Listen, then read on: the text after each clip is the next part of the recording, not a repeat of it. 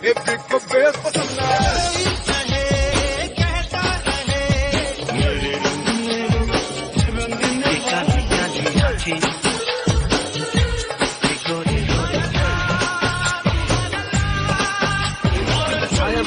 listening to the Khandaan Podcast by the You Podcast team, a bi-weekly podcast revisiting the movies of Amir Khan, Salman Khan and Shah Rukh Khan. Every show, we pick a random year from 3 decades of collectively 300 films the Khans have done and let our listeners vote which movie we should talk about.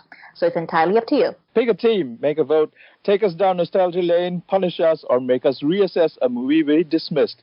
We love the Khans, most of us, sometimes. And we would love for you all to be part of our Khandaan, because when it comes to the Khans in Bollywood, nothing else really matters. So housekeeping.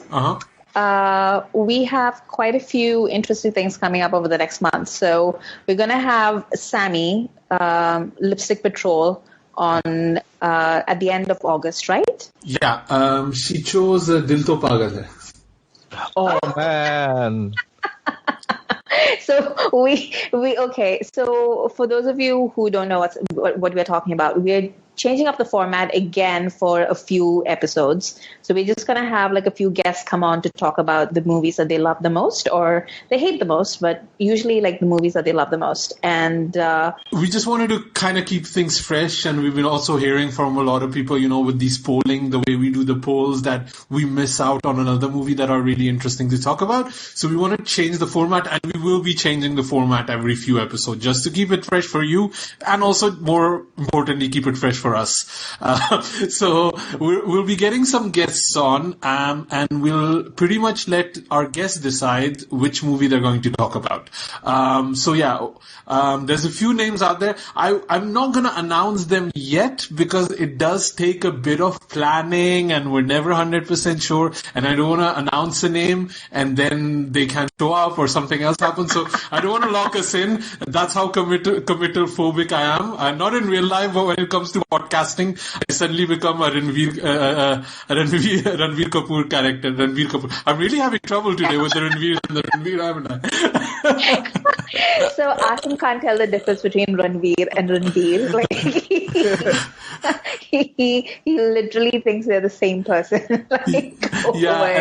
Funnily enough, I saw the trailer or the poster for Paltan. Have you seen Paltan, the new JP Datta movie? Oh yeah, I heard it was coming out, but then like I didn't actually pay any attention. He has like 4 guys in it, and I don't know. I don't see a difference between the 4 guys. They all look the same to me. And I was like, man, am I turning racist suddenly? Like, I can't see the difference in Asian dudes. I will say that it took me like a solid year after Student of the Year came out to tell the difference between Barun and Siddharth, who don't even look alike. Yeah. But I really couldn't tell like which was which for like a solid year. So I can see like Arjun Rampal in it, and who else is in that movie? The guy from Sonu Sood. That's all I can recognize from the poster of Paltan. Yeah, those guys I know. They were the new 4 guys. I think they're all TV actors or something like that. And you know how like I get blind when it's TV actors. They all have the TV actor look. Anyway, so that's kind of a sidetrack. So yeah, we're going to be doing a few guest picks shows, I guess. And then I think we want to do those themed episodes, right? We spoke about it in our internal group chat thing. So we're thinking of doing like a few episodes with the Khans as a police officers, the Khans as gali ke, gunde types, that kind of thing. Khans and a romantic lead, Khan as achhe bachche, those kind of things. So if you have any themes, send them over. We already received a few of those suggestions, and good call on listener at AB_ABD01, because he gave us the idea. Again, he refreshed the idea. It had kind of been nominated, but it's good timing. It's not always the idea, but it's the idea and the timing. So ABD 01, great on you for putting it at the right time. And we also want to do a few worst of, like the utterly worst movies that the Khans have done. So there's a few new things coming up. Will be fun. I think that's housekeeping, right? Anything else? No, I think that's about it. And this episode, we're talking about a lot of things, and the episode is so packed that we didn't even have space for a guest. We just wanted to talk about so many things.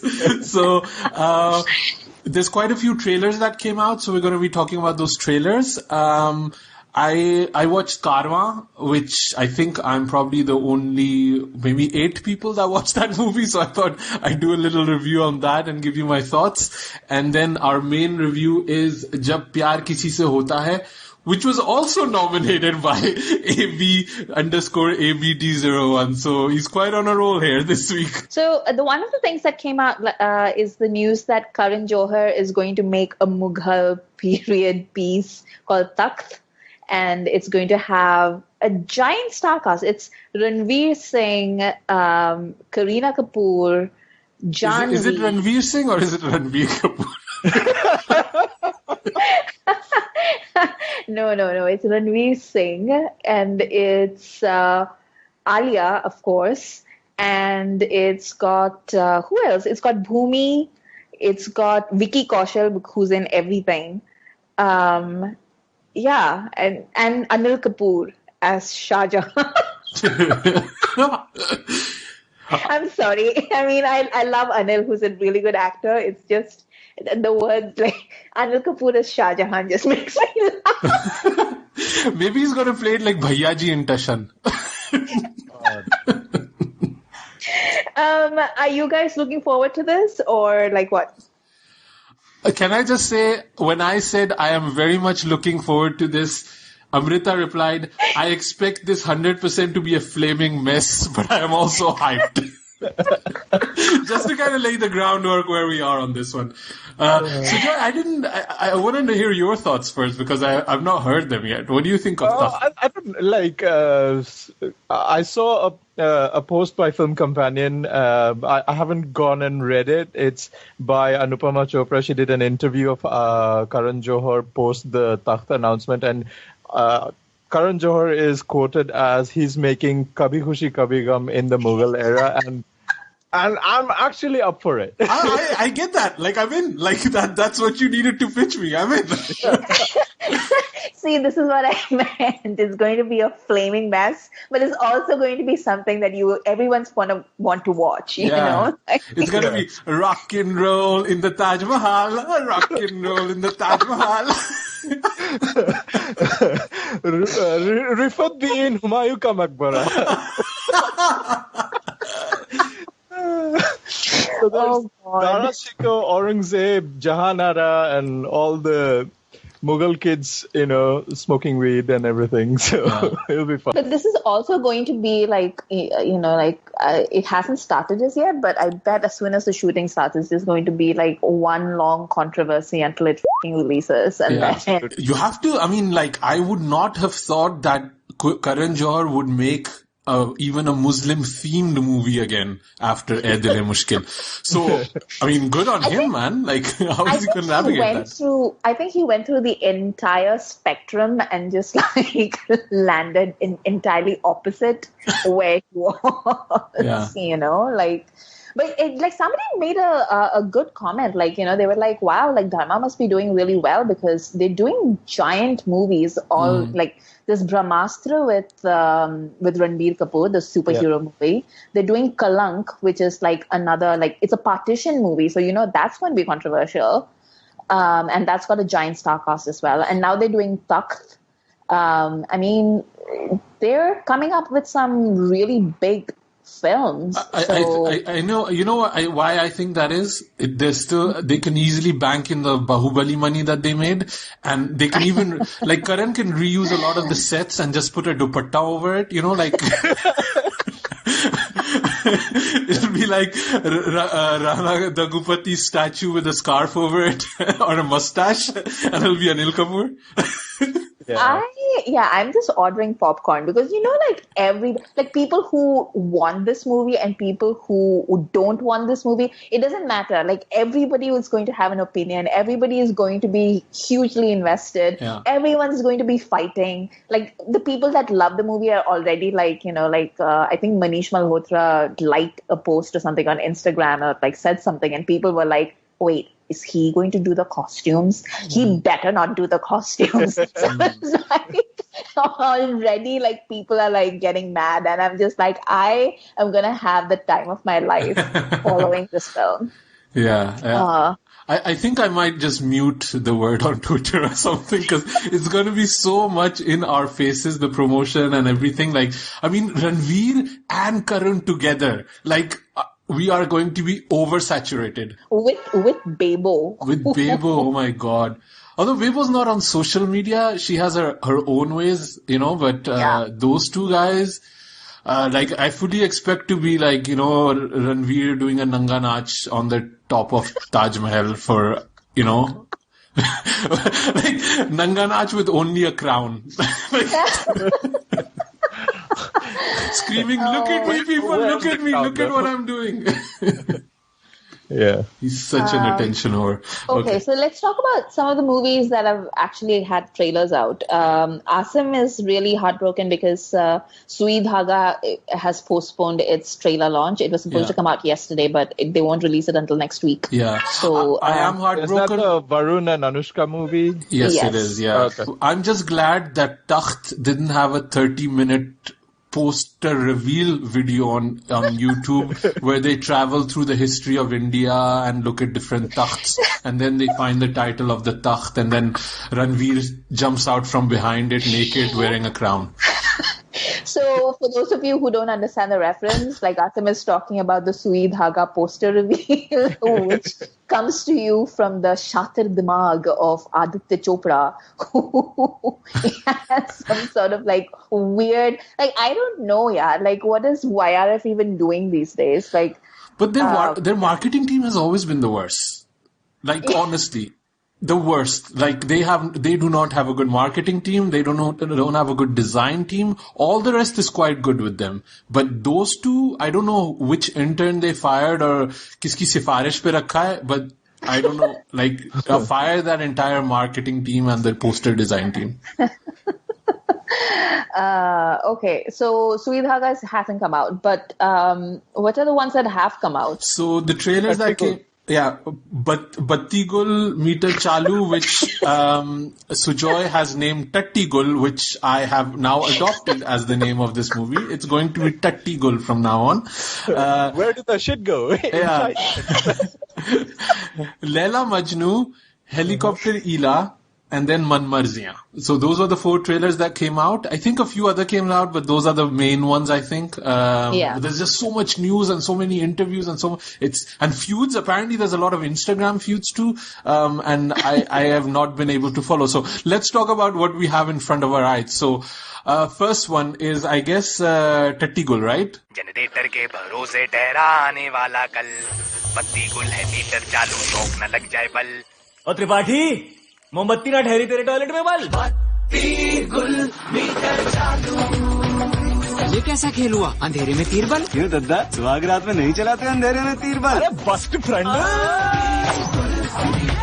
ये इसके के मोहल्ले के generator का खर्चा हो गया free या तो जल जा या बुझ जा बल ये बन बुझ क्या लगा रखी Yeah. Sujoy, tell us how you liked it. I hated it. I hated every fucking second of it. It just got worse, progressively after every second. I just hated everything about it. Shraddha, Shahid, everybody else involved in it. It's not going to work for me. I'm probably going to skip it. That's how the trailer made me feel. Shahid can at least, when he's got a really good director and he gets really challenged, he can pull off a decent performance. But who on earth looks at Shraddha and is I'll give you an accent, a super ethnic accent, and make you say all these dialogues, who, how, why, aisa kyun? in comparison to what Manmarziyan is and how Taapsee Pannu is in that, and you contrast that with how Shraddha is in the Batti Gul trailer, like Zameen Asman ka fark, you know. Yeah. Like we have these pairings of actors and actresses together, and they create like magic on screen, Shah Rukh and any woman, or Salman and like women in the 90s, like there's pairings, Amitabh Rekha, Madhuri, Anil Kapoor, these kind of things. What we have now is Shahid Kapoor and Shraddha. They're like, didn't you love their chemistry in Heather? Let's repeat that. Like, get these two together. I don't know. I think it's said terrible. No one ever. Yeah. Like, I actually forgot that Shraddha was in Heather. Yeah. I was like, wait. This trailer has a lot of accents, and there's a lot of fighting about Chawwan Lakh. That's the two things I got out of this trailer.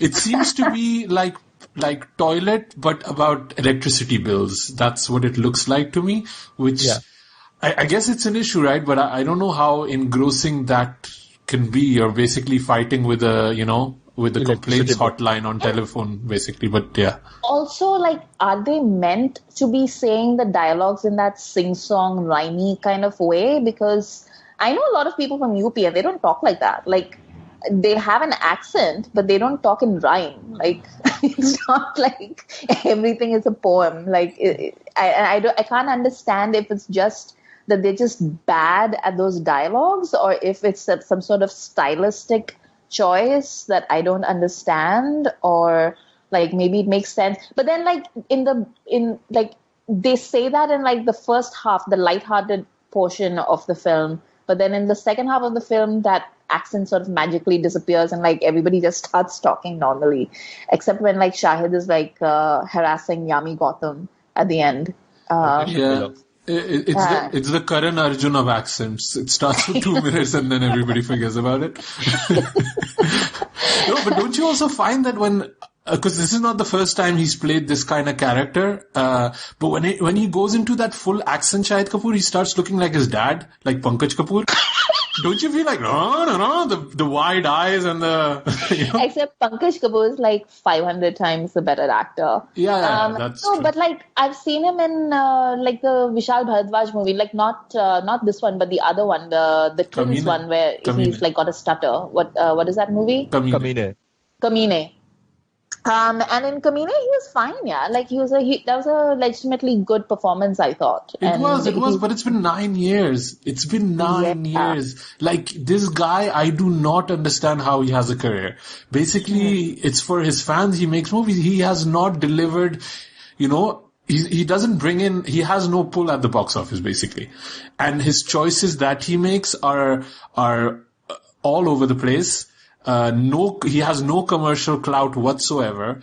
And I like him. Like, I think he's a very talented guy, but I think he's just too full of himself and his image of a star and what he wants to do. And I don't find him compelling at all. And now his artifice of what he does takes over way too much of the performance. And that's the problem I even have had with Heather, where he's like, so look at me, I'm doing Shakespeare.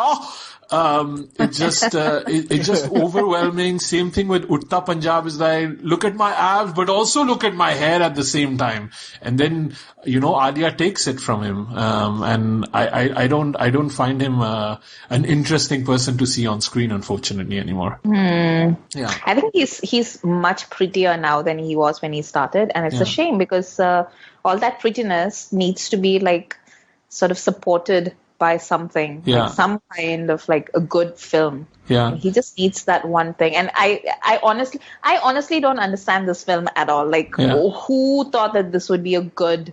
And he signed it after Padmavat came out. It wasn't even like he signed it like before Padmavat or anything. Like, that was like a huge success that nobody expected to be a success. And he could have done anything. And then he chose to do this, and I don't understand.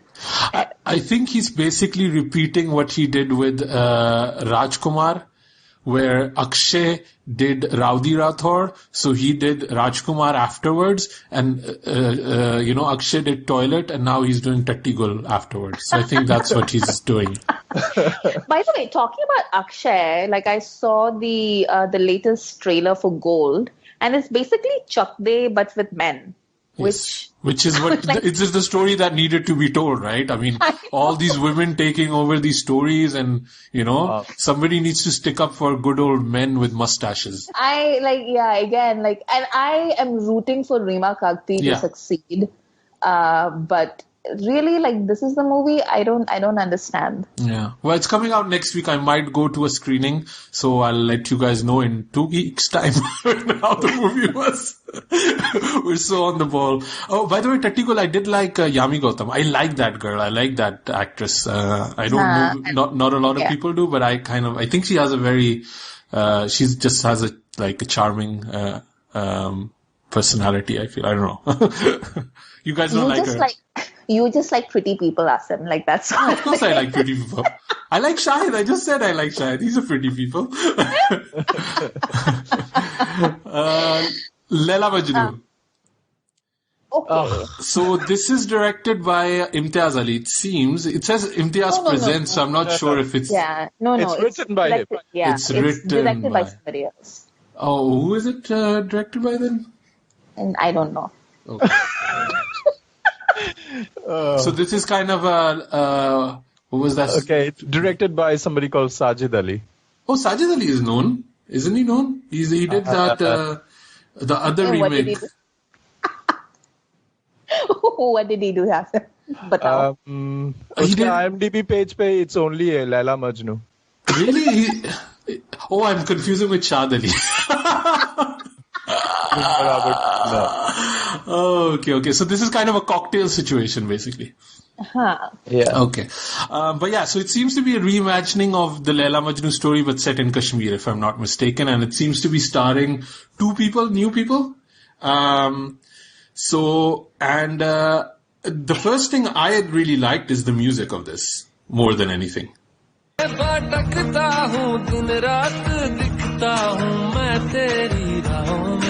You know what it is? The problem with me is I really like the story of Laila Majnu. I don't like any of the cinematic adaptations, but I love the story of Laila Majnu, which is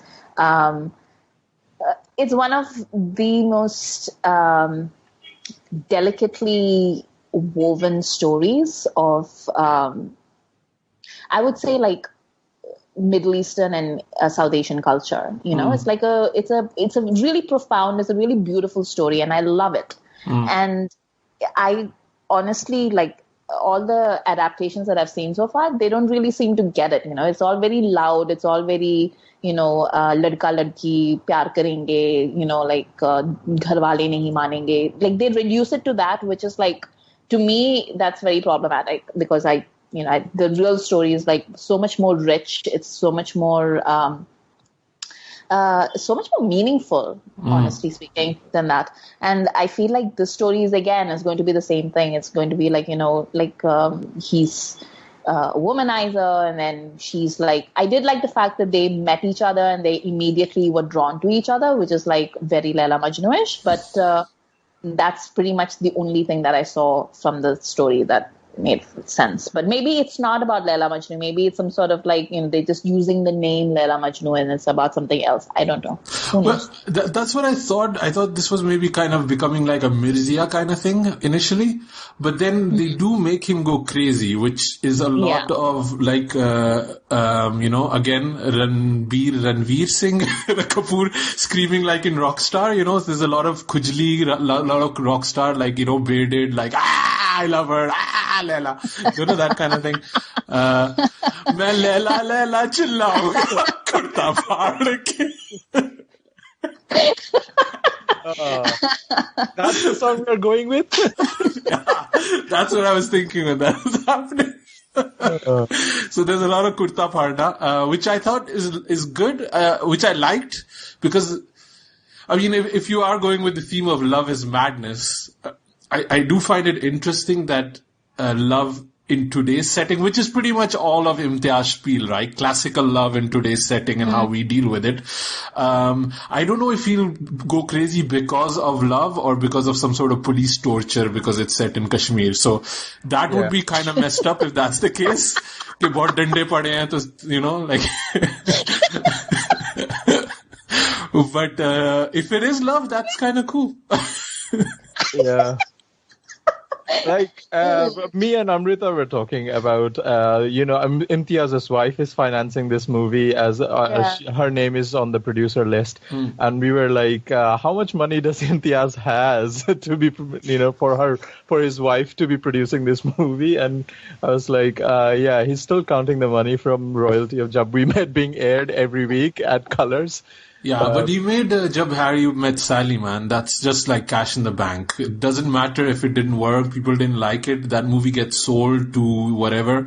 He's probably made more money off of that than any of his other movies, to be honest. Yeah. It's just depressing. Yeah. And plus, like, if you don't have leads and stars in your movie and you've set it in Kashmir, I think that just cuts your budget, like, at least by 4 times or something like that, right? And it's also Balaji, so they do everything to scale. So, it's like I don't even know, like, who, for all I know, like, the director is somebody that's been working for a company. These people are, like, signed on to a company. They probably have a crew that's, like, signed on to her company. So they probably did it, like, in between 2 TV shows, So, yeah. Yeah, I don't know these actors. I think it's Mir Sarwar and Avinash Tiwari. But yeah, I thought they looked okay. Like, I think they looked. I would watch this movie, I must say. I like this more than Batti Gul, and I think more of basically because of the music, and it looks nice, and I just like movies set in Kashmir if it's not like, Dande Padenge type situation. I do like it, like, was Fitur in Kashmir, wasn't it? Yeah. I love the visuals of Fitur. I've been pushing Fitur again on people, just since since it landed on Netflix recently. People go watch Fitur.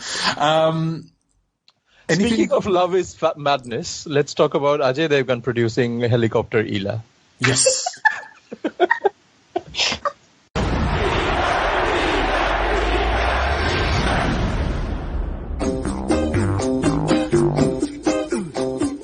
पढ़ाई पूरी करो और building के बच्चों का music tuition लो। तूने मुझे ये आइडिया पहले क्यों नहीं दिया? मैं अपनी पढ़ाई पूरी करने वाली हूँ। मैं तेरा कॉलेज ज्वाइन करने वाली हूँ। दोनों एक साथ कॉलेज। गुड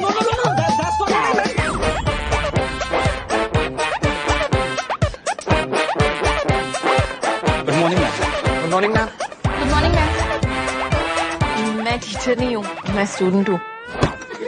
आपकी रैगिंग तो कर सकते हैं ना? टीचर ही हूँ मैं। Sorry ma'am. Actually, student ही हूँ मैं।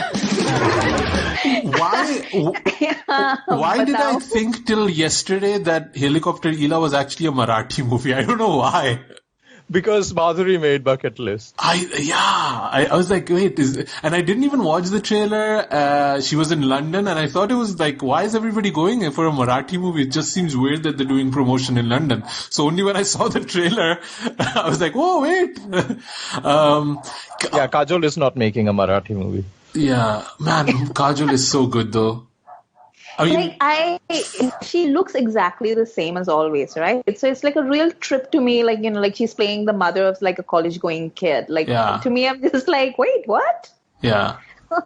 Especially because Shah Rukh and all are like still romancing like Anushka and all. Like, I'm just like, wait, but that's Kajol. She's younger than him. Yeah.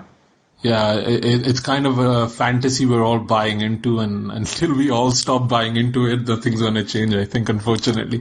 But she's such a joy to watch on screen. She just comes on screen and I'm like smiling and happy, and she's slapping people and being Kajol. I love her. And it looks like a fun movie. It's kind of like Three Idiots, but with Kajol and being a mom or something like that.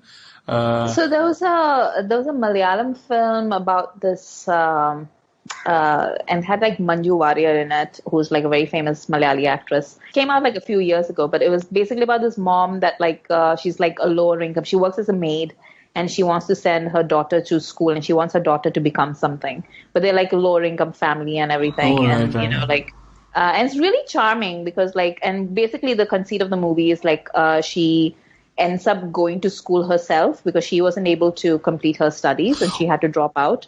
So they remade this with the Swarab Haskar, didn't they? That one. Yeah, exactly. Okay. Yeah. So, I'd forgotten about that. Yeah. I think 5 people watched that one. But, back when I used to like Swara, right? I knew everything. I'm joking. People will start taking this seriously. So I feel like this basically has certain vibes of that, right? Except more, it's a little bit more broad, and it's a little bit more, you know how they say for the classes, for the masses. This is for the classes, whereas that was for the masses. Or maybe it's the other way around. I don't know. The movie is called Nil Batte Sannata, I think. In Hindi, yes. And it's Pradeep Sarkar, right? He hasn't made a movie in ages. Yeah. Yeah, what was the last movie he made? Laga Chupri Medak? No.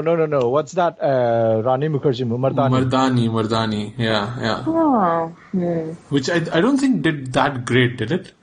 No. Yeah, so he had Mardani. Before that, he had Lafange Parinde. That even just pronouncing that title is painful to me. Laga Chunri Mein Daag, and then Laga Chunri Mein Daag, Journey of a Woman. It's the full title on IMDb, which makes it sound even more douchey. Parinita. So that's kind of. Parinita is still the best movie that he's made. That's legit good. Yeah. But I'll. I don't know. I don't think I'll go out to the cinema to watch this, but I'll probably watch it if it's on streaming somewhere. Yeah, it looks like a very Amazon Prime kind of movie. Yeah. At some point, people in India will have to make those calls that they're making in Hollywood as well, which is is this a movie that is meant for the big screen or is it meant for a streaming platform? And they'll have to sort of decide that based on content, I think. Yeah, I think with Sacred Games, it's kind of a first step, and I think I think it's still. I think the Bollywood industry would still see it as a failure in a way to just have a streaming only release. They want the kind of opening and glamour, even though it fails. But I do think this is probably a movie best for a streaming platform. It seems very much in vein of, Tumhari Sulu, English Vinglish, those bucket list, that kind of movie. So I do think it's great that Kajol is doing this kind of work because I love to see her on screen. And if she's not doing, Dilwale type roles, then if she's doing this, at least that gives us the opportunity to see her, which I appreciate. For example, October got financed bits of it by Amazon Prime for being the streaming platform of choice. So it goes into the making of the movie, so they help with the production, and then eventually it gets a theatrical release. But also, when the theatrical run runs out, then it just goes into streaming straightforward. Yeah. So that kind of elongates the journey of the movie, and I guess it stays in the public eye for longer. Then it also helps smaller movies like Nil Batte Sannata or even a movie like Helicopter Ila in the long run, I suppose. Having said that, I would not go and watch Helicopter Ila at the cinema. Next one was Manmarziyan. Yes. I think this was the best trailer among all the ones that we mentioned. It makes me want to watch this. I want to actively see where it's playing. It's an Anurag Kashyap movie, so I think Phantom has the clout to release it here as well. I would definitely go watch this on a Friday night or at the earliest possible, really. And it's a delight to see Abhishek Bachchan back on screen. I'm so happy to see him back on screen. And there is genuine goodwill from people who I've seen on Twitter feed. Everybody is genuinely rooting Abhishek Bachchan to succeed, and I hope he does, really. Except Bollywood Gandu and the Abhishek spoof parody account. Those are the only two haters he has left. Amrita, what did you think of Manmarziyan? No, I liked it. I thought it was, I'll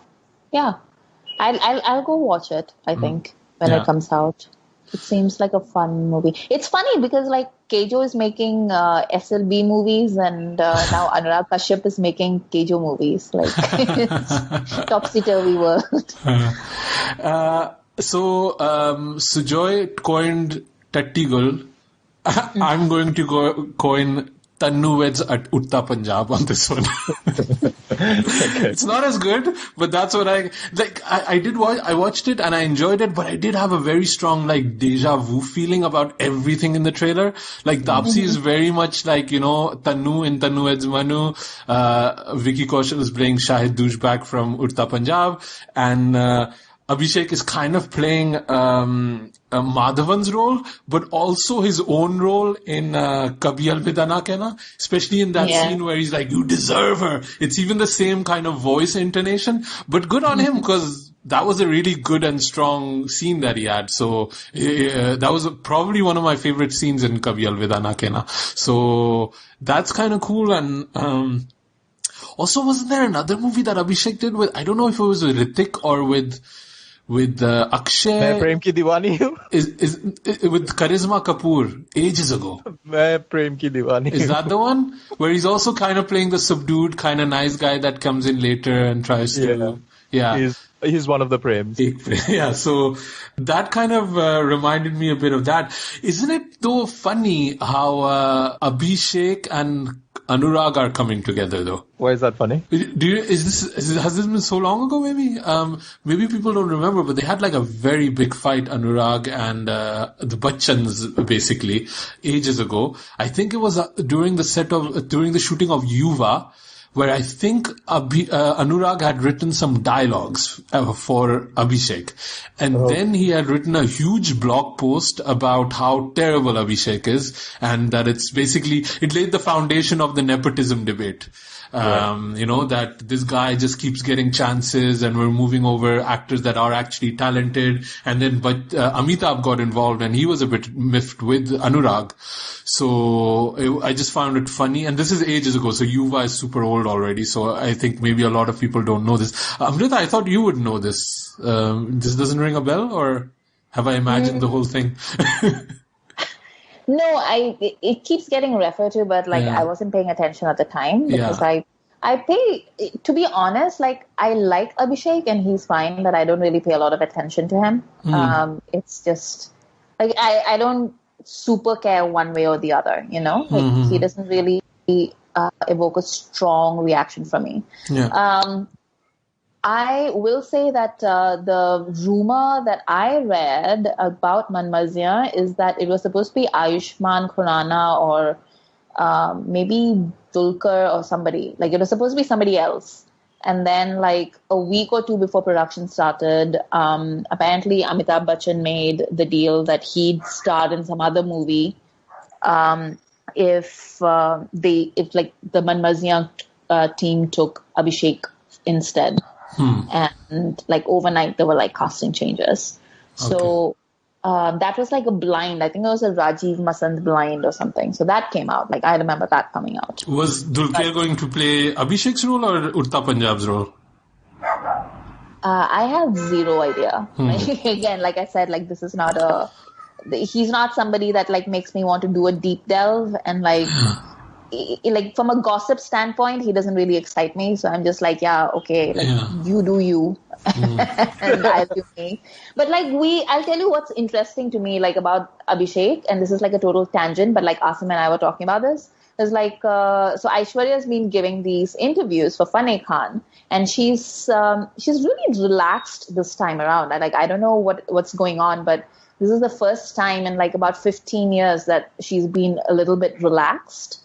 And I really enjoy it because she called out, she didn't call out, like she was like super polite and super articulate. And she basically made the point that, Alia is basically making the best of her opportunities, but she does have opportunities because she has Karan Johar as her godfather, and who's like holding her hand and like giving her projects and like giving her guidance. And it's the kind of thing that very few people get in Bollywood, and she definitely didn't. And that doesn't take away from the fact that Alia's making the best of her opportunities and that she's doing really well. But it also, you can't look away from the fact that she's also getting these opportunities in the first place because of Karan. And then the other thing that she said was that she was apparently considered for Deepika's role in Happy New Year, but Abhishek had been cast already, and she didn't know, the whole politics and the visual of like her romancing with Shah Rukh while Abhishek plays like the friend, like that whole thing. And so she just didn't want to like get into it, and so she like turned it down. And there's been a few jokes on social media about how like Aishwarya just goes around talking about how she was the first choice for like every single role in Bollywood, and she basically turned it all down. But it's also like the roles that she's talking about are like by Sanjay Leela Bhansali and by Shah Rukh and like things like that, who legitimately like her as a performer and who have worked with her before and have expressed an interest in working with her again. So I buy it. But also, like, as Asim pointed out, that role in Happy New Year, and like a lot of people were like, oh, like, it's too bad, like, like, imagine what could have been. And as Asim pointed out, like, that's a terrible fucking role. Yeah, it's terrible. Anyone. Yeah. I don't see her do it at all. Like, I don't see her play Mohini, the girl impressed, that can speak English and is really impressed with Chao. I just don't see it at all. Maybe they retooled it for Deepika and kind of play up her comedic sensibilities. But I feel Aishwarya lacks, I think she has no comedic sensibilities.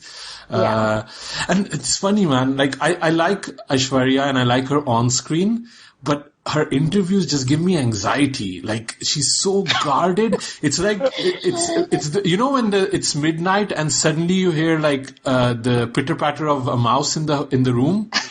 That's an Aishwarya interview to me. It's like, I just get uncomfortable and like, where is there going to be an attack? What's going to happen?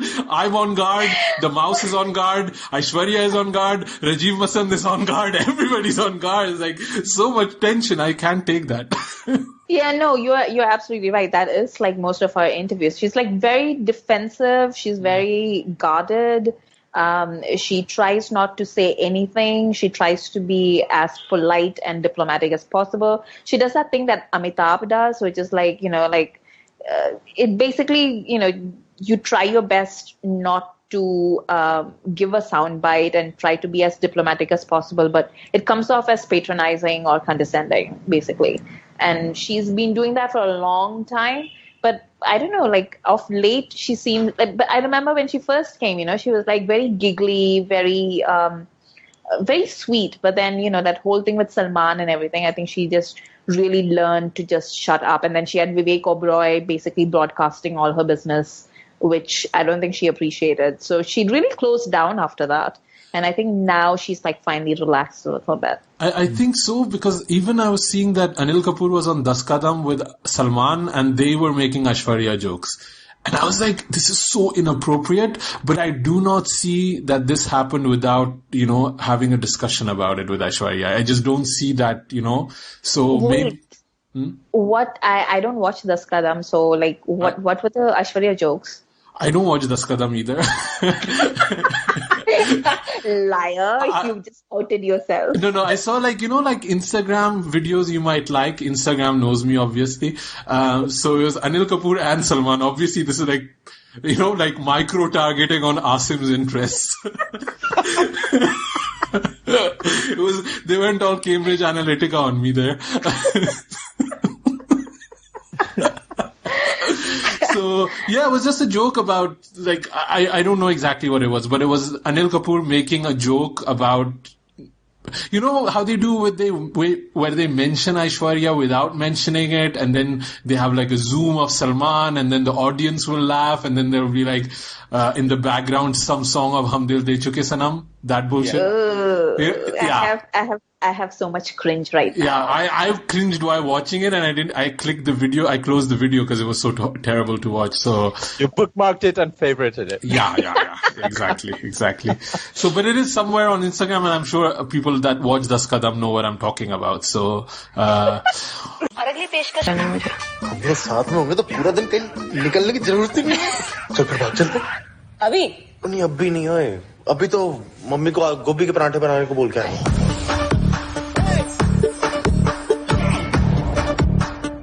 प्यार करने के लिए छले top के आ सकता है, तू घर नहीं आ सकता शादी की बात कर रहे हैं? यार रूमी पर एकदम से क्योंकि मैंने घर पे बोल दिया है कल आ रहा है।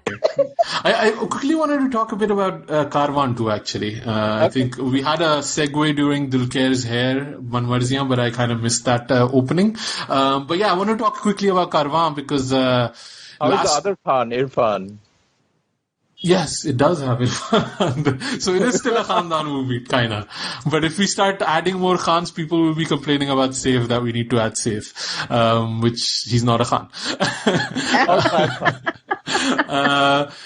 Zach Khan. Last week, Fanne Khan came out, Mulk came out, and Karma came out, and they all bombed at the box office pretty much. Mulk got quite a lot of good response from the critics. It was barely released here. It was at 9 o'clock in the night, just a single screening, and I just couldn't make it. I really wanted to watch it, but just couldn't.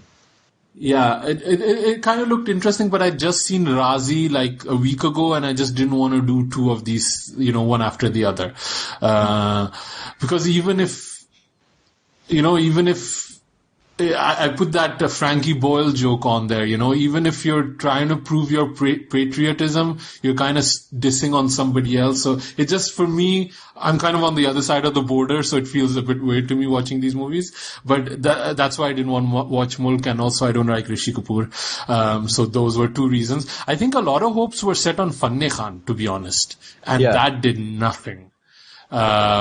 Which was a shame, because I think all of these three actors, it was Rajkumar Rao, Aishwarya, and Anil Kapoor. I think it would be good for all of these guys to have some box office clout, but it didn't happen. I did see somewhere people saying that, people are putting the blame on Aishwarya when Anil Kapoor and Rajkumar aren't box office pullers either. So, which, I don't know. I don't know what to think about that. But yeah, anyway, Karma. So Karma is, Dulquer's, debut in Hindi cinema. And it's kind of a middle of the road, kind of artsy, kind of, road movie. Think of Piku, think of Finding Fanny, think of Zindagi Milegi Dobara without money, that kind of thing. So it has Irfan, it has Dulquer, and it has another Mithila. Yeah, Mithila Palkar, who's apparently some sort of viral star. I didn't know that, but so it's funny because I walked into the screening and immediately the logo of Amazon Prime comes up, and I'm like, I could have watched this movie on Amazon Prime, and it's not taking away from the quality of the movie, but just the grandeur of the movie. That, it's this idea of, you're paying money, you're taking time to go to the cinema, and if the story doesn't bring anything new, anything fresh, anything super insightful or entertaining, then you kind of feel cheated when you could just, watch at home. And like we were talking about Helicopter Ila, which I almost feel Helicopter Ila almost deserves more of a ticket to the cinema than Karwan did. But I think if people like Irfan Khan's shtick, that dry, very verbose kind of humor that he does, in Kareeb Kareeb, Single, Hindi Medium, and all of his other recent movies, they like him in this. People in my screen were guffawing like they were watching some sort of David Dhawan movie. They were laughing so much, and I did not necessarily get it. Dulquer is great. But I just, for me, Dulquer is one of my favorite, actors on screen, of which I've only seen 2 movies now. But I think he's amazing.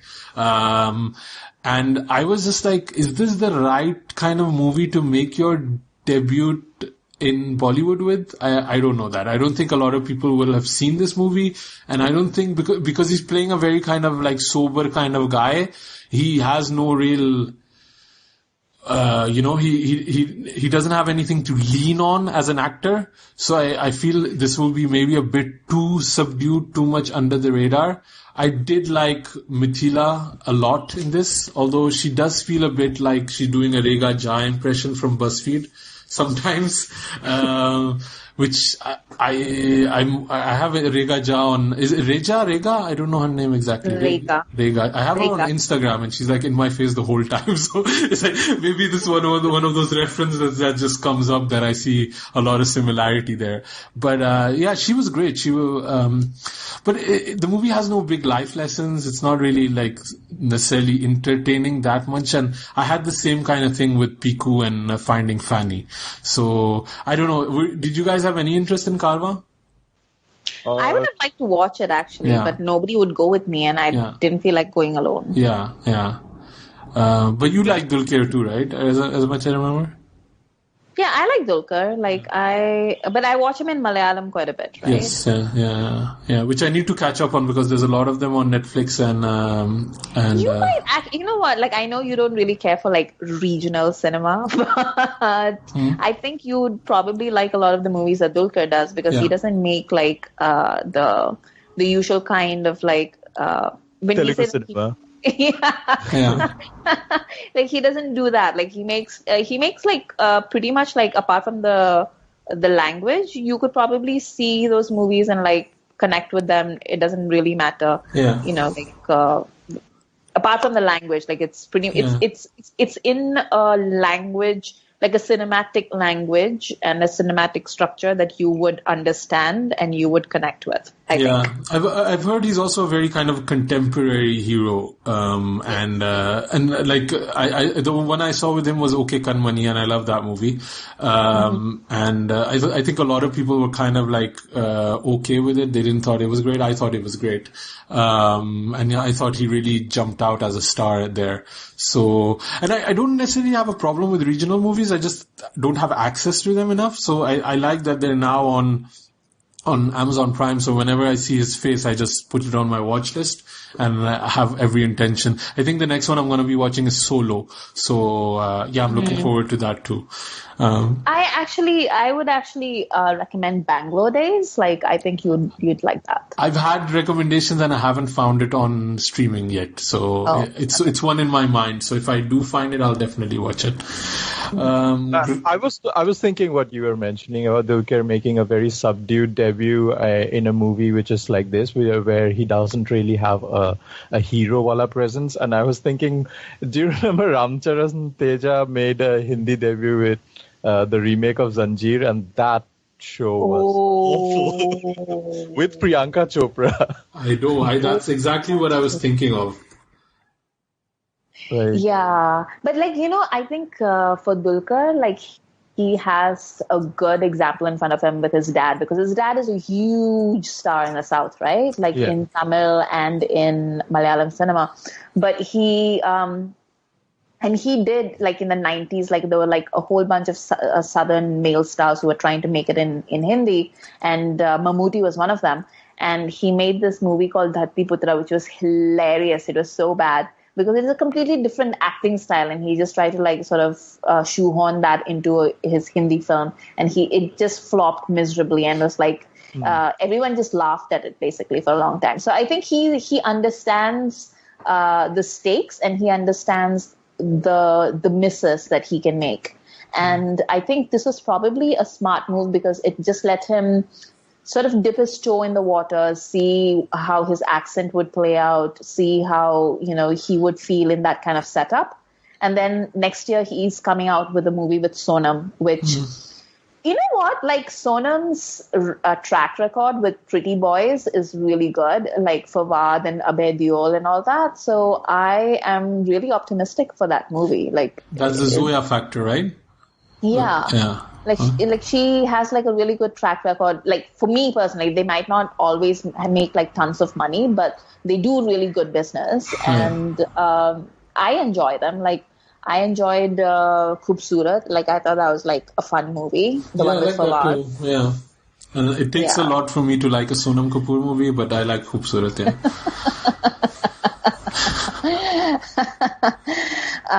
yeah. But like the movies that Sonam produces for herself, she really understands herself in those movies. You know, it's like, this is who I am. I'm making it with people who also understand who I am, and they just basically make these movies in which like I am myself. And I think that's why they work.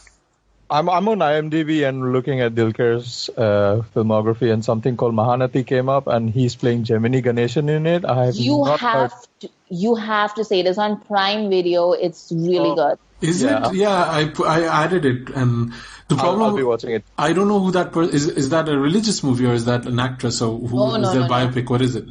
It's a biopic. Yeah, so Savitri Amma was like a huge superstar in Telugu cinema in the 60s, 50s, I think, 50s, 60s, like that. And she was like a bigger star than any of the men that she was acting with. And she was just hugely influential. She was just a giant star. And like as it is usually, like Meena Kumari and like Madhubala and like all those beautiful women who really made it big. It's also a tragic story in a lot of ways. And this is like a biopic, and it's a really well done biopic. And I don't think it's necessary for you to like necessarily know her, because it's a trope that we've seen before, like the tragic cinematic actress. So you know what the story is even before you go in, and the details might differ, but it's a trope that you know. So I think that will work, and you should see it if you're watching it online. You should watch it in the Telugu version and with subtitles, obviously, because I think that makes a difference. Okay, good. I'm adding it to my watch list now. Good. Okay. Shall we move on to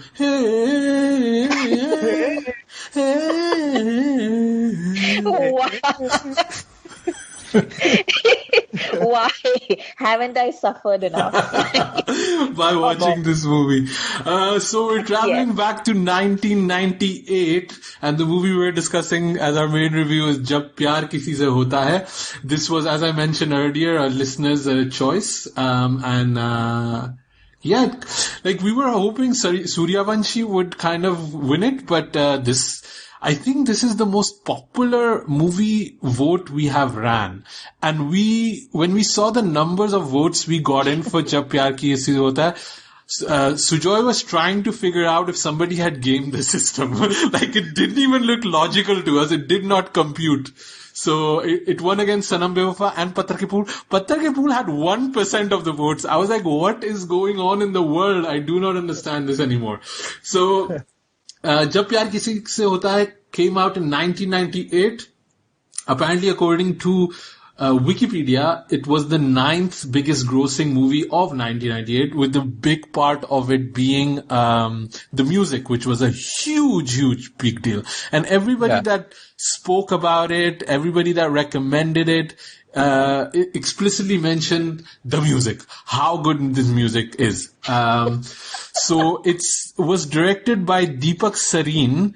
It was written by Hani Irani, Javed Siddiqui, and Deepak Sareen, for the people that don't know, he basically made 4 movies in his entire career. He made, and most famous was Aina with Juhi Chawla and Jackie Shroff and Amrita Singh. Yeah, and then Jab Pyaar Kisise Hota Hai. The other 2, apparently there was a movie called Albela where Aishwarya and Govinda were love interests. Yeah. Okay. So I did not watch that movie, but yeah, so that... He had great songs as well. Does it? Okay, good. Yeah. So, yeah, and... Good for the movie. So this is kind of a very heavy Khan year. So number 1 is Kuch Kuch Hota Hai. We had Pyar Kiya To Darna Kya. We had Ghulam. We had Jab Pyaar Kisise Hota Hai and Bandhan. Sujoy wanted to watch Bandhan, right? No. So quite a very heavy, and yeah, they were bringing in the money at that time. So like, Sujoy, you were mentioning that you bunked school to go watch this movie. Yeah, so bunked tuition classes. Tuition classes. Tuition class. I bunked to watch the matinee show of this movie, and that kind of sets the whole scene for me, because why this movie holds such a great corner of my nostalgic memory, and not just the songs, because the circumstances that led me to watch this movie. Like, I was involved in a fight. There was a drunkard who was gali galoching, and I had to go through all of that in the theater.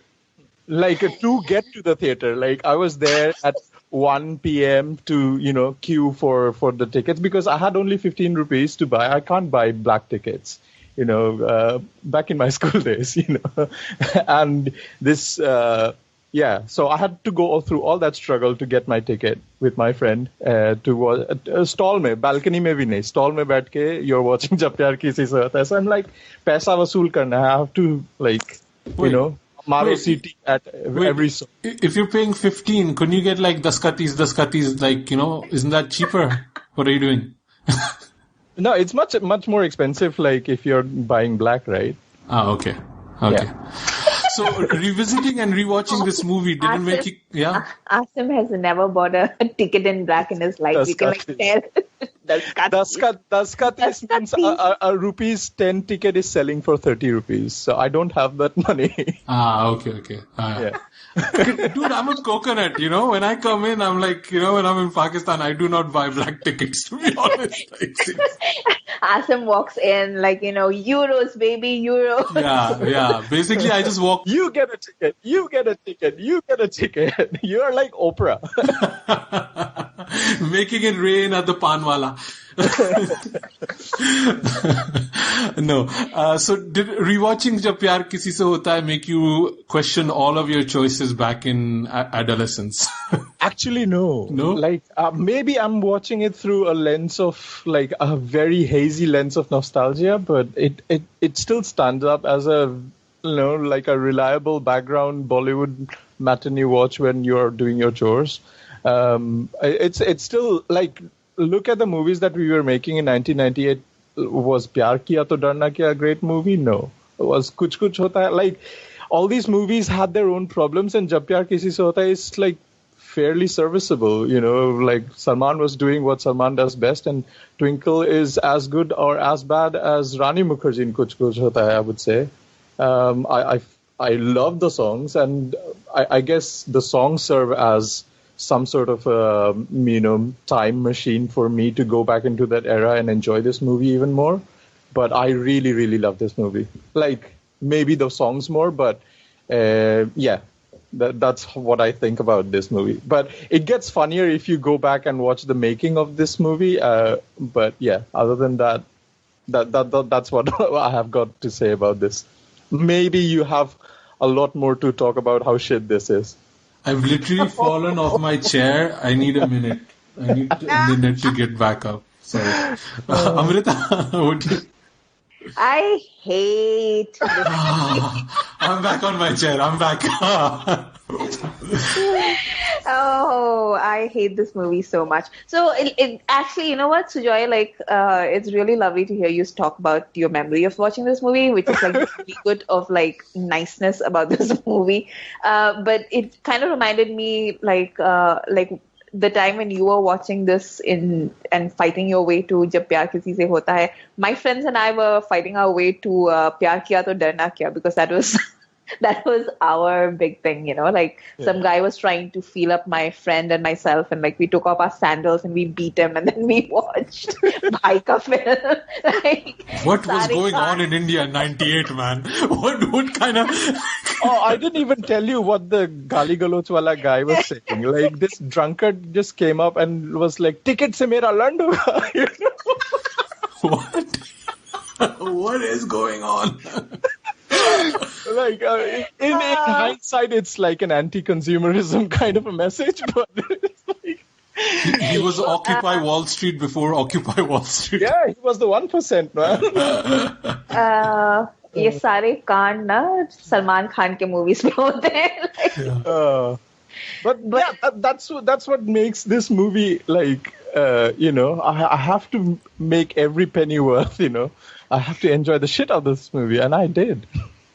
I don't actually like the songs that much in this movie. I like exactly 2 songs. The one that he sings with Namrata Shirodkar, and then of course the big party song, Pyaar Karegi Hanji Hanji, like that one. Okay. Oh, you mean the marital kidnapping song?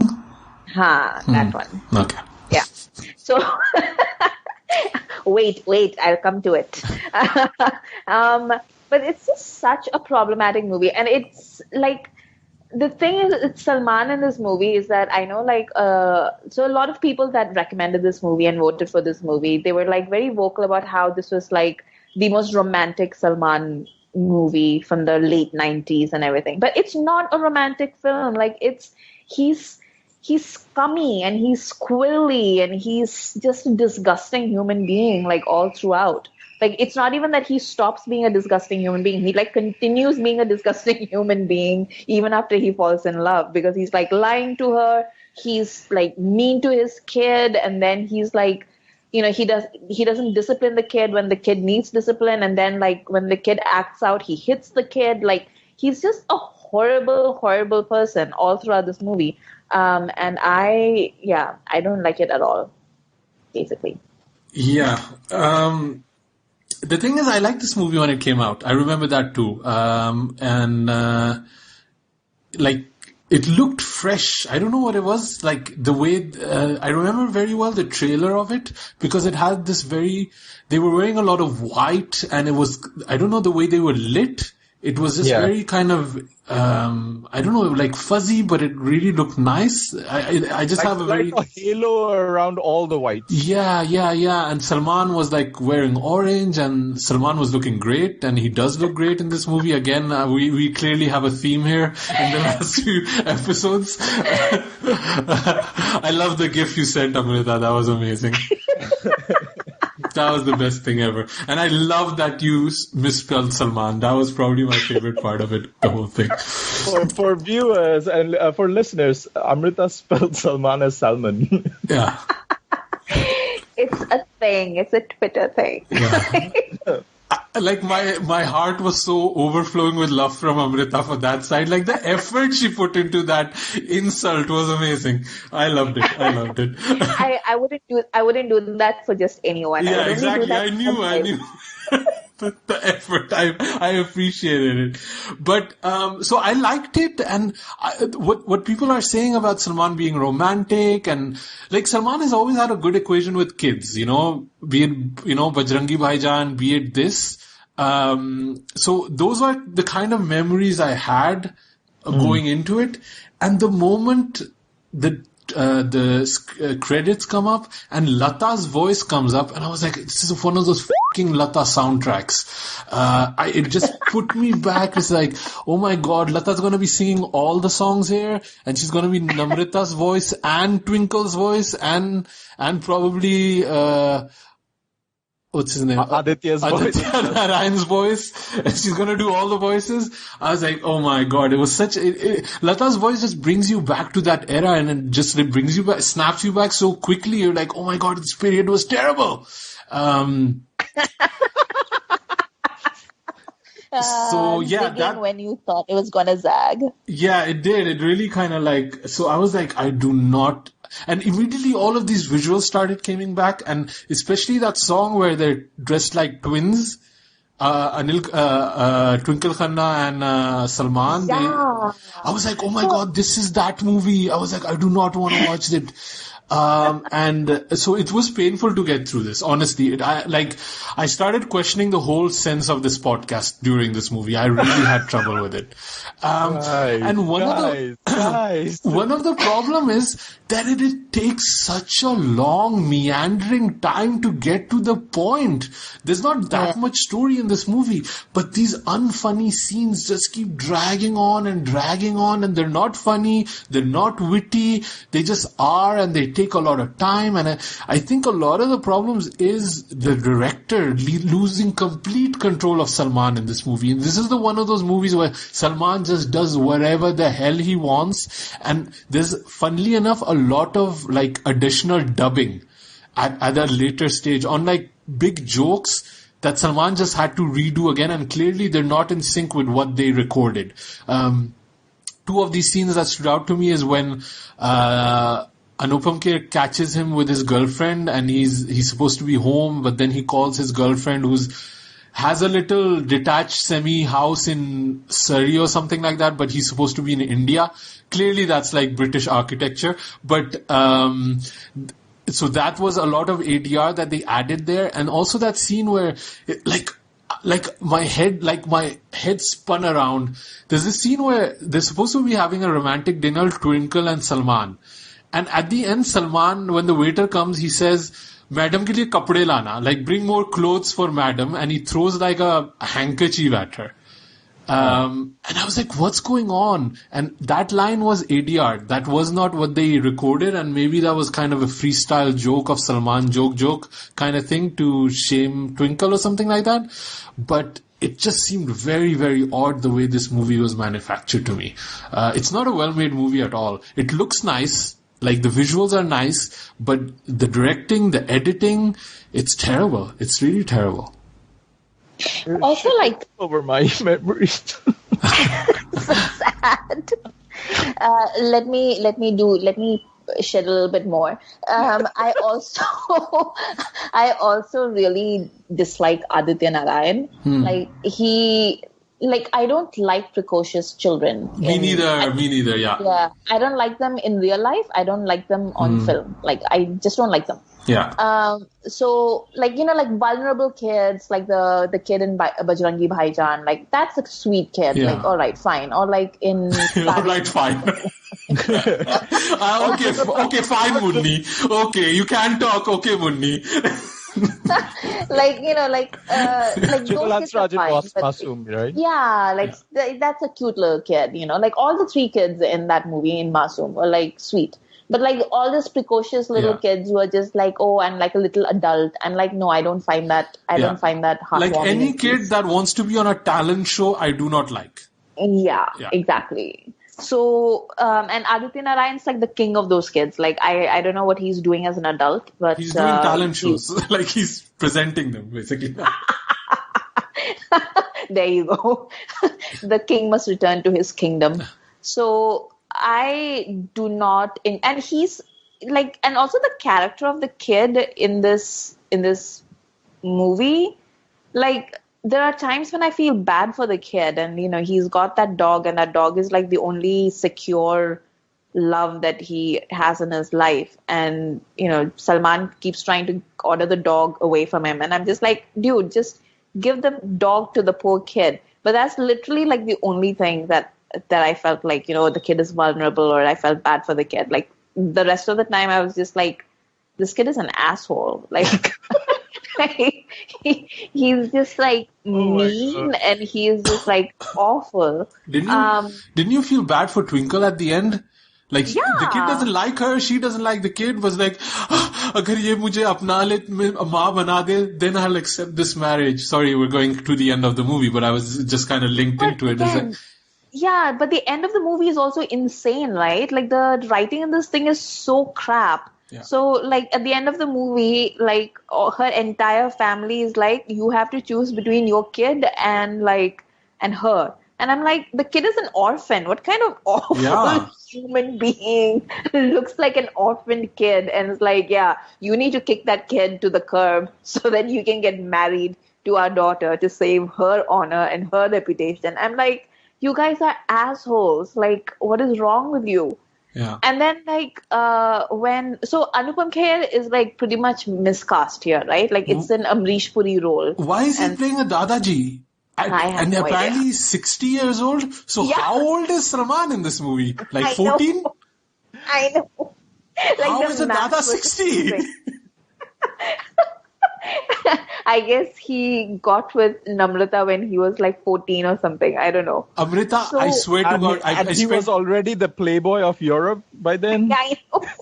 I swear to God, I spent 40 minutes doing all different kind of maths. Like, I was being Hrithik Roshan. I would trust you to do that. Yeah. I was like, how is this possible? No, so wait, if maybe he was like 16 and he got married, like, no, that couldn't work. Like, there was no way. It was not possible. Yeah. And then, like, he goes to, so there's a scene, like, you know, the writing in this movie is so crap. There's a scene in the film where, like, he goes to ask Twinkle for her hand in marriage for Salman.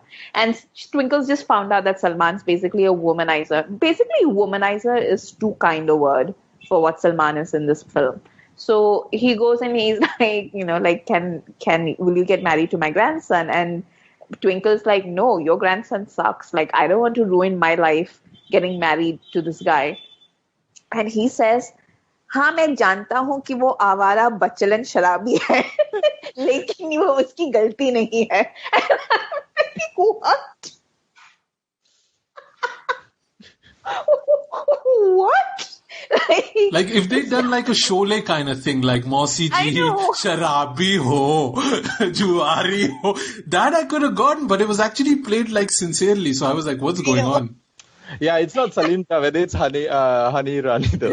Yeah. It's so bad. And then... No, I was just coming back to Honey Rani. It does have kind of that DDLJ hangover, right? Yeah. Everything about this movie is a DDLJ hangover. Tips Films trying to, you know, bank on that sort of market. You know, shot in London, you know, different locations abroad. Shadi wala song. Yeah. And Salman is playing this kind of like, he's just a super rich douchebag kind of guy, you know, and with terrible taste in interior design. And yeah, it has that like DDLJ kind of vibe. There's like mansions, they're rich, but you don't know why they're rich. They're also they have helicopters, but they're also building hotels in Ooty. So it's just like, random rich people in a way. So it also has Jatin Lalit who are doing the production. And in a way, the music, sorry. Go ahead. Oh, and Salman is a drunk driver. Yeah. And every time he does foreshadowing, right? Yeah, and every time he does something bad, everybody comes to his defense. You know, it's like Anupam Kher is playing Salim Khan's role basically. ये उसकी गलती नहीं है, ये मेरी गलती है. Because Salman uses the Vidwa Ma, Andhi Bain, Langda Bhai joke, and then Anupam Kher pulls it as sincerely, like mar gaye sare, you know. Even like, you know, the first time he makes contact with Twinkle, and he does it by like groping her foot, which is like the weirdest thing. And he pretends to be a shoe salesman, and he's like basically like, you know, like stroking her foot and everything. And then the guy that owns the store like outs him, and then Twinkle's like seriously mad because this guy was like all over her foot. And then the shoe shop owner is like, yes, but madam, it is Valentine's Day today. What? No, I think the line is, यहाँ बहुत सारे गुंडे हैं, वो ऐसी हरकतें करते हैं, मगर आज Valentine Day भी है. I think that's the full line.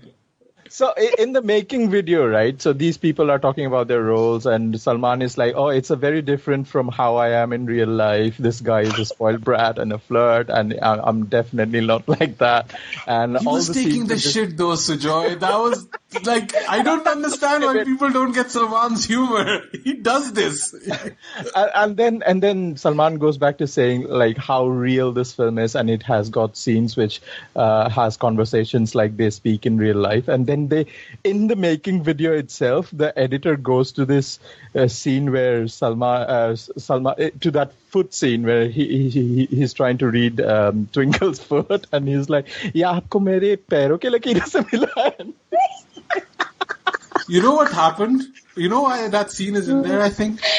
Oh, why? Because Salman was shooting Hum Dil De Chuke Sanam. It came out the year later, right? But SLB takes like ages, right? So he was probably shooting this movie, and he's like, "Hey Deepak, you know what Sanjay is doing in this movie? Is this? Oh, I touch Aishwarya's foot. Oh, let's do this. Aaj Valentine Day bhi hai."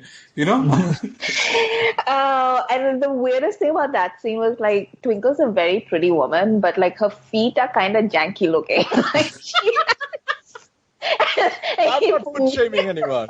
I couldn't help it. I was just like looking at her big toe, and I was like, why is it like that? Like, Anyway. And Twinkle is so bad though. Like, can I just take like 10 minutes to talk about how bad Twinkle is as an actress? Like, her first scene is that she's choosing a bouquet and Salman is watching her from his car and she cannot even convincingly choose a bouquet.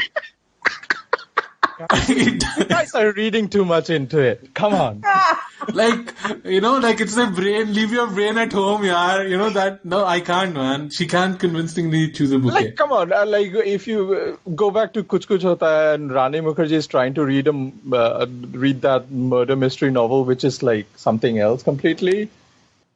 Sujoy, if you compare Twinkle Khanna to Rani Mukherjee, I will book a ticket, fly to London and beat you with a bouquet. No, I'm comparing Twinkle Khanna in Jab Pyaar Kisise Hota Hai versus Rani Mukherjee in Kuch Kuch Hota Hai. Like, Rani Mukherjee has gone through an entire different journey after that movie, but yeah, let's do that. Yeah, but she's not the main actress, right? Like, Rani is not like the focus of everything. The idea of Rani is she comes in I think the main actress in Jab Pyaar Kisise Hota Hai is Aditya Narayan. Yeah, true.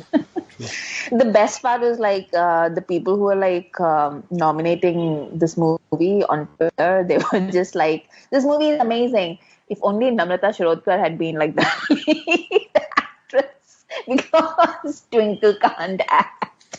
Fun fact, Namrata married Mahesh. I know. You think I wouldn't know? Like the number one Mahesh. Johnny Lever's name is Mahesh in this movie. Oh, like that.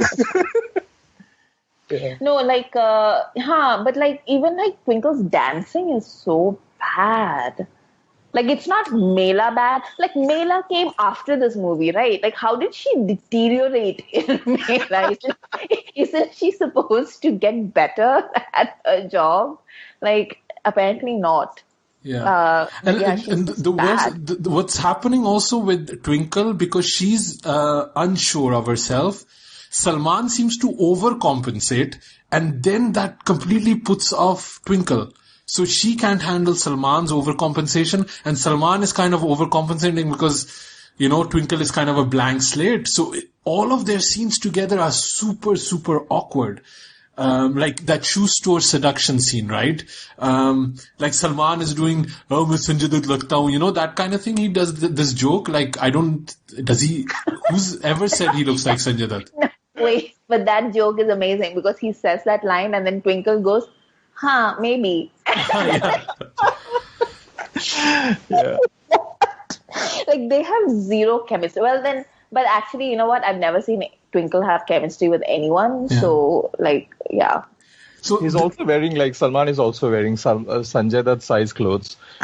Like, oversized fucking coats, which, like...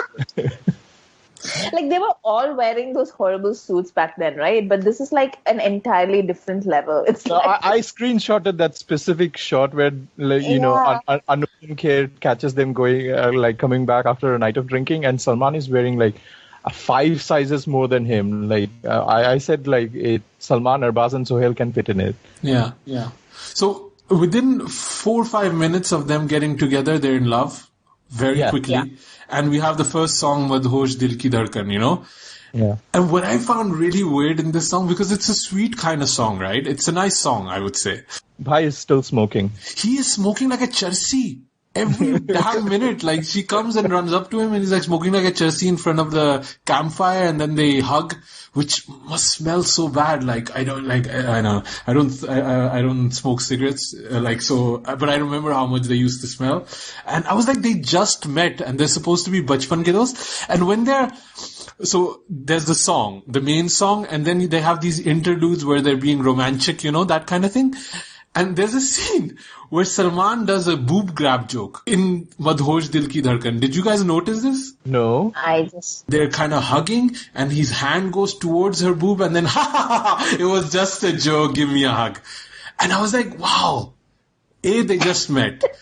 B, he's smoking like a charsi. 3, what the hell is going on? Like, this is not any kind of bachpan ki dosti that I've ever seen. Sorry, I'm ruining the movie for you, man. I'm pulling up things that you'd never notice, right?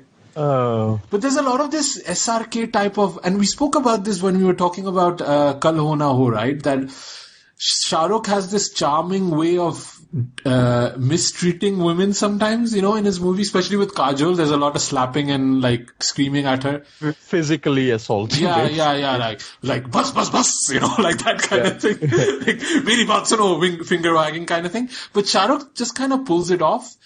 Although for me, he doesn't always, but when he's wearing white linen, then he does for Amrita. Yeah. But Salman doesn't. And I think he did back then, but revisiting now, it just seems very odd. And I think he just takes it to a one higher level, which makes me a bit uncomfortable, to be honest. No, that's what I mean. Like, he's trying to be that character, that DDLJ character that Shah Rukh was, like, before he met Kajol. But, like, the problem with it is that he just comes across as scummy, because it's like, everything that was subtext in DDLJ is basically text. And it's not just text, it's super text. It's just like in your face. And it's just off-putting in this film. Yeah. And it's a shame, because like Salman does really, like, like when he did romance movies, like one of his strengths is that he can always play that sort of naughty, slightly unreliable character.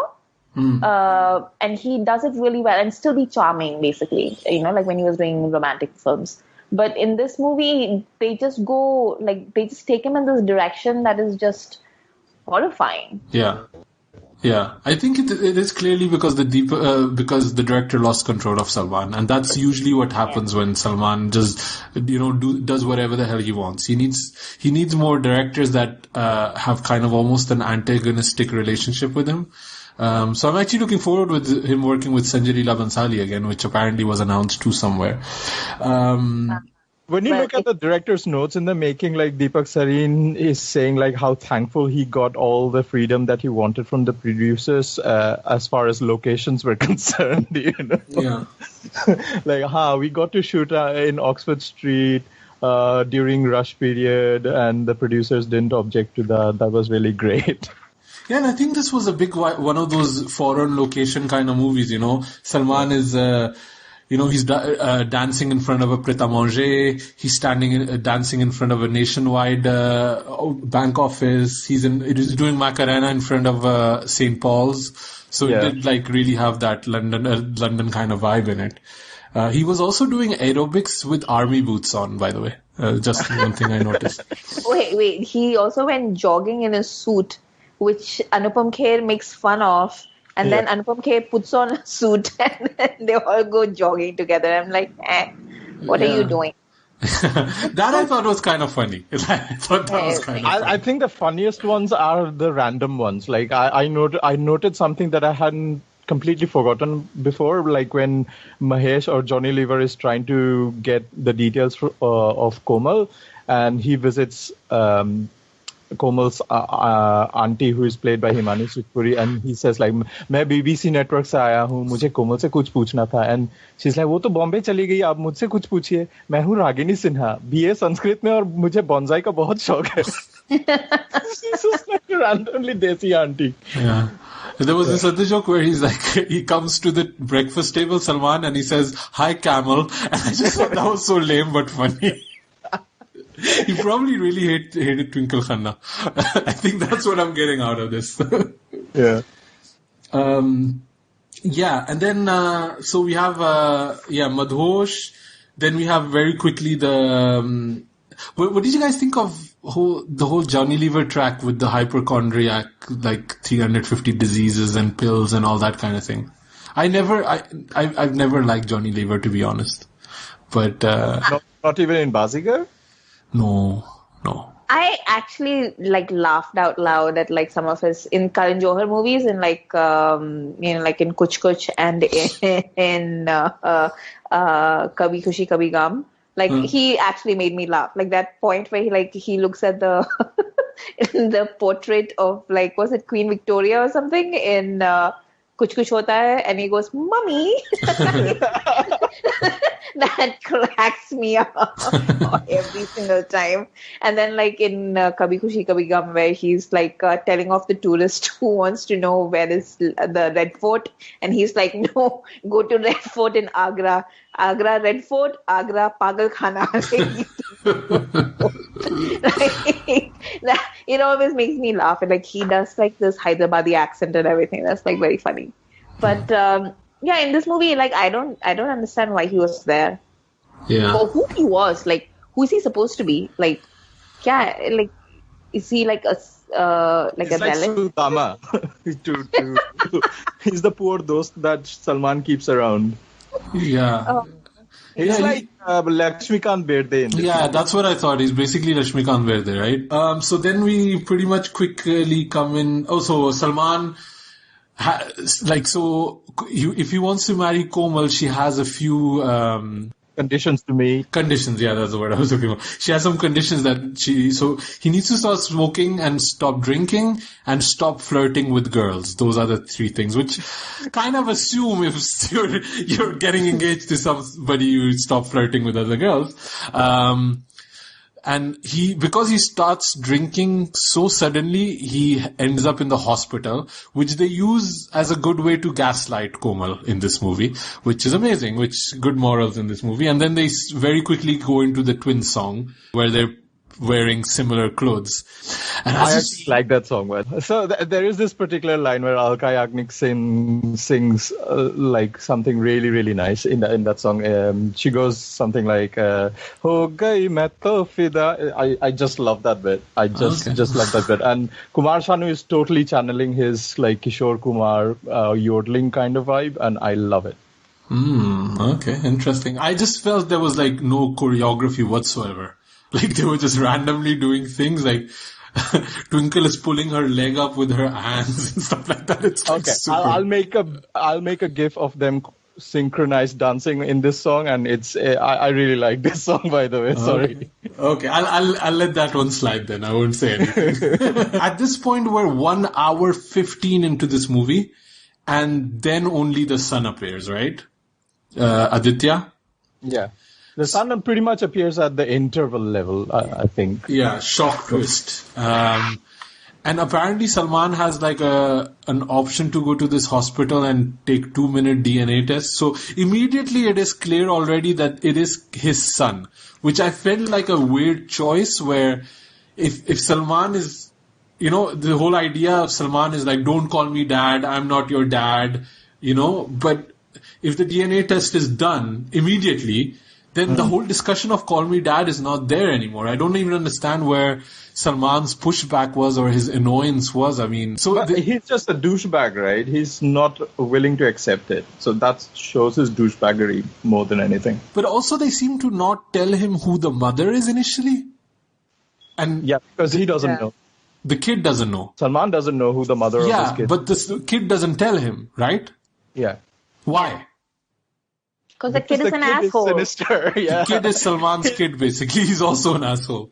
Yeah. Yeah, so it's kind of they create these artificial hurdles there, which I did not understand why they were there. It almost felt like they paced the movie out with the songs instead of the story.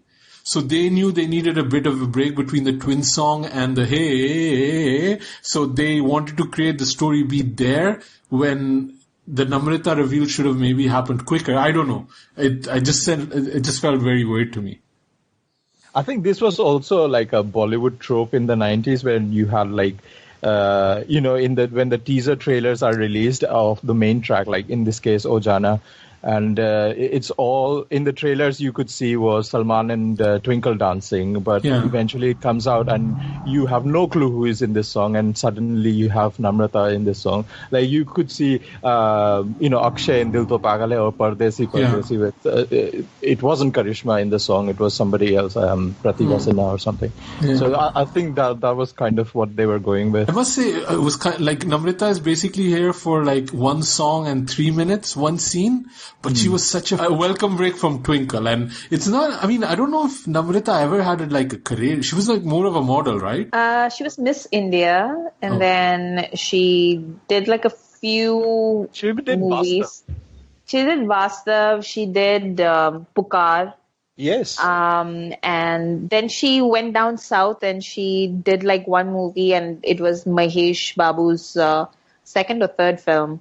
And they started dating, and then he was like, yeah, you need to quit if we want to get married. And so she did. No, she has done quite a few actually good movies. I mean, small roles, but she had a bit of a career. Kache Dhage she was into. Yeah. Yeah. I love the songs of Kache Dhage as well. Yeah, that was a good song and also a very nice looking movie to look at. I remember the cinematography of that was really good. And then the big song happens pretty much, which I thought it was a really nice song still. O Jana, O Jana. But it's so like 90s Jatin Lalit kind of thing. It's so template paint by the numbers, but it works, you know. Yeah. Speaking of which, like in the making video, Jatin Lalit are like really gung-ho about how this is the movie where Anand Bakshi, Lata Mangeshkar and Jatin Lalit are coming back together after DDLJ. Yeah. And they're like, oh, Lata Di is singing on a reggae beat for the first time.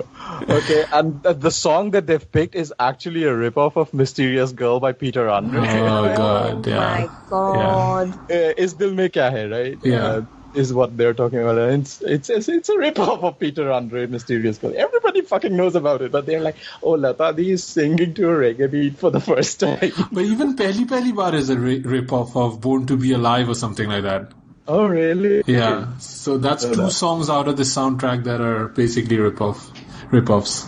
And the rest is recycling of other songs by Jatin Lalit. But no, so the making of, so there's this, and it's hard to find like interviews of that time. I feel I got lucky with this one, and it's like a Lehre interview that they did with the Starcast with terrible PowerPoint visuals in it. But we'll add it to the show notes when we post this was like 1998. Like Windows 98 didn't even appear by then when this movie released. So I don't know what we're using then. So it's funny because Jatin Lalit are the most gung-ho out of everybody in this movie, the director, producer, stars included. So they're so happy.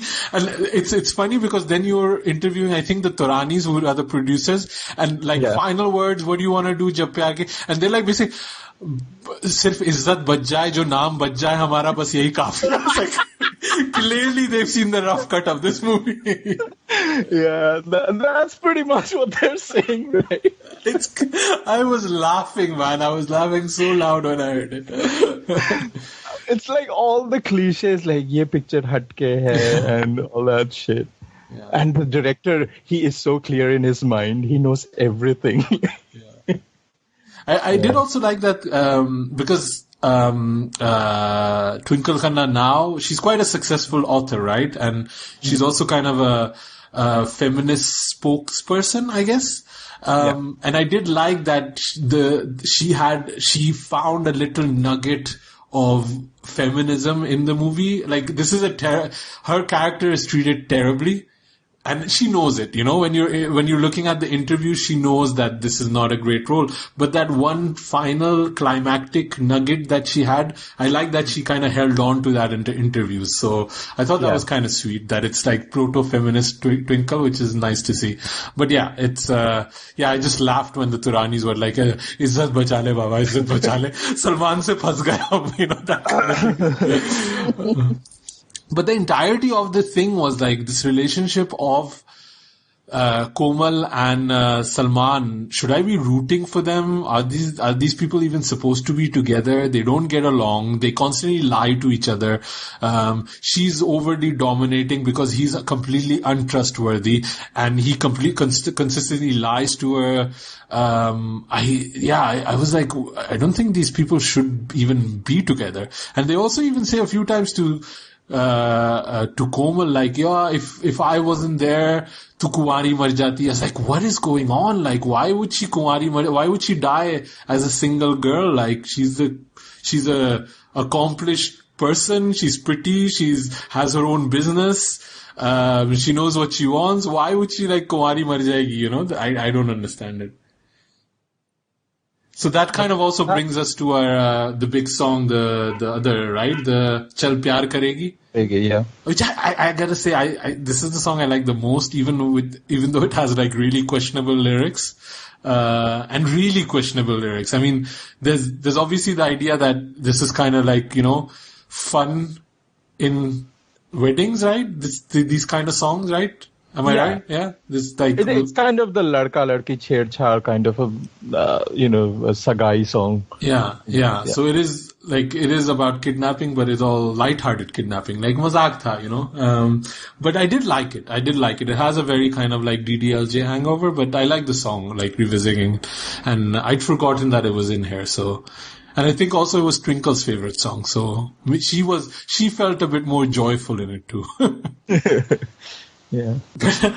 And then we're pretty much near the reveal of, and I did find that so funny that the kid that is hanging around with them, they come and they're like, "Ye ladka mera hai, mere dost ka ladka nahi hai. This is my boy." I was like, wow, this is like the biggest reveal since Clark Kent is Superman. This is like so obvious, like everybody is still shocked by it. Syed Jaffrey says like, "मैं तुम्हें एक शरीफ खानदान का शरीफ लड़का समझता था." But like literally his grandfather came in and said he was Avara Bachchan. Yeah. And his daughter said it, like, Suraj is Europe's most infamous playboy, and he was like, nahi, they've got money. Even like Anupam Kher just washes his hands. He's like, Suraj, aapka mujram hai, jo karna hai kar lo. One aspect of this movie that I really wanted to point out is the recognizable like typography that they go with the titles. That was a thing in the 90s, right? Like if you go back and think how blue neon Kuch Kuch Hota Hai's title was, or Dil To Pagal is like really shiny pink, and Jab Pyaar Kisise Hota with the floating heart. We don't get that anymore, and that kind of spawned its own industry in the way that we used to have like Fashion Street pirated T-shirts with movie logos on it. We don't have that anymore. Like we don't have a Tigers in the Head T-shirt anymore, right? This was a thing in the 90s which I fondly remember, and I feel sorry about myself. Well, there were Tigers in the Head T-shirts, and we actually gave them away as a competition, by the way, if you maybe forgot. But nobody is actively seeking them out and buying with their own money. Yeah.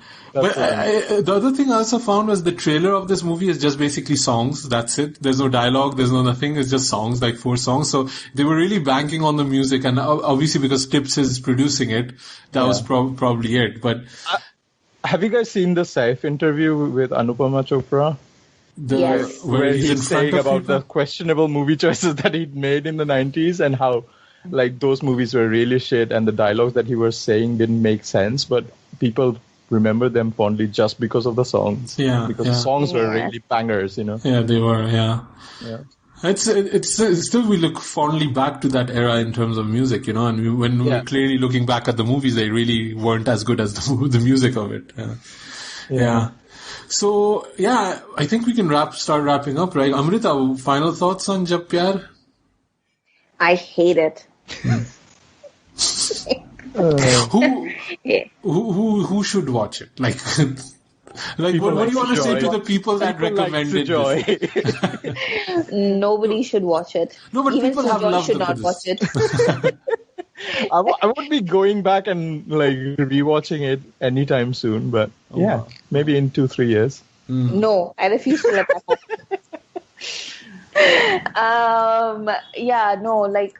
Like Shemaru and Tips Films are actively seeking out people like me right now. You're on some kind of list. I don't know. Like, I guess if you're like a real Salman fanatic, and because Salman does look good in this film. Yeah. Like this is the phase where he, before everything begins to start showing on his face. Like the arrests, the drinking, the drugs, like the hair. This is kind of the last period he still had his own hair too. Yeah, so none of that has shown up on his face yet. So he still looks really good.